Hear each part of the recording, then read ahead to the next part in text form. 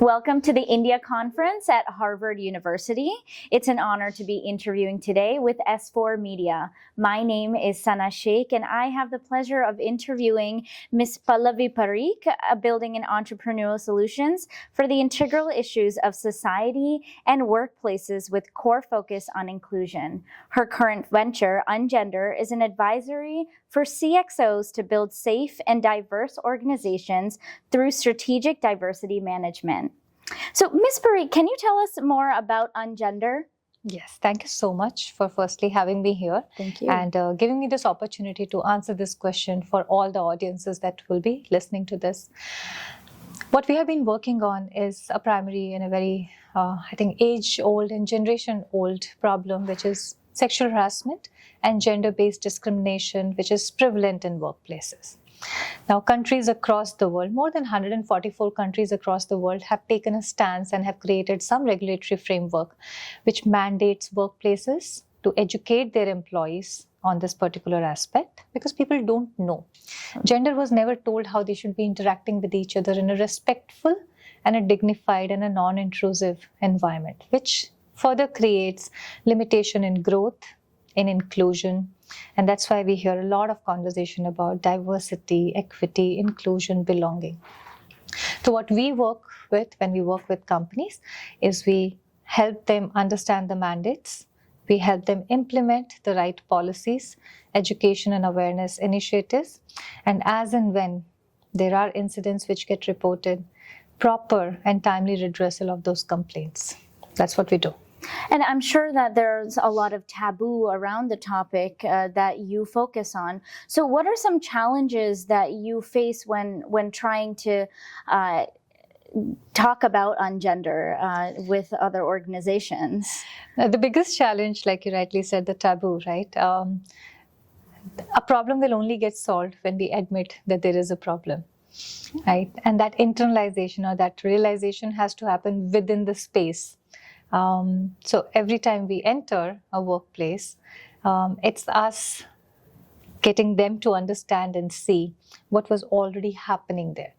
So that's the biggest challenge that we would say. Now, of course, we are working with companies of different levels and realization, wherein some have already evolved to a level wherein they acknowledge that Ungender, we have a problem, come and help us solve it. But we also have companies who have not yet acknowledged this.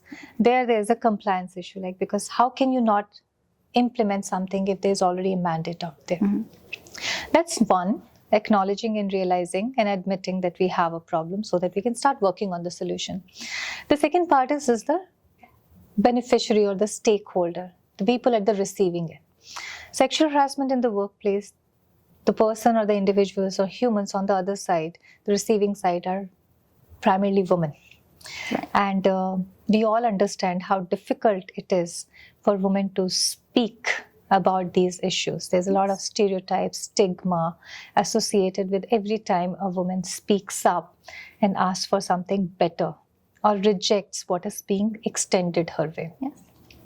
These two sets, I think, enough challenges for us for the work that we have been doing.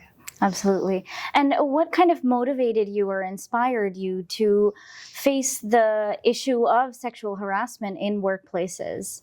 Started with myself, as somebody who was very well educated with a master's in my hand and somebody who has worked with companies across the world.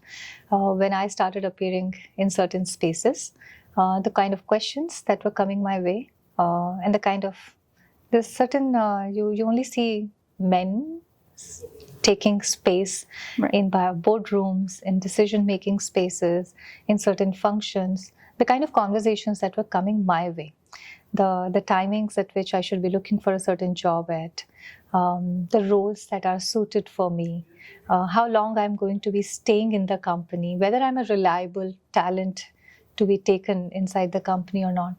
All these questions that were coming my way just gave me a cue to start asking other women around me, are you also feeling that? Are you also receiving that? And when I realized that this is something which is not just an individual thing, because you can't build a business and you can't commit your life to something which is just bothering you. Right. I realized that this is something which is common at a large scale not just in India, but across the world.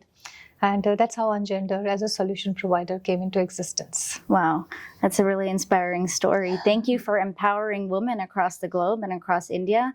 It's a great organization. Thank you so much for joining S4 Media today. Thank you so much for having me here today. Thank you.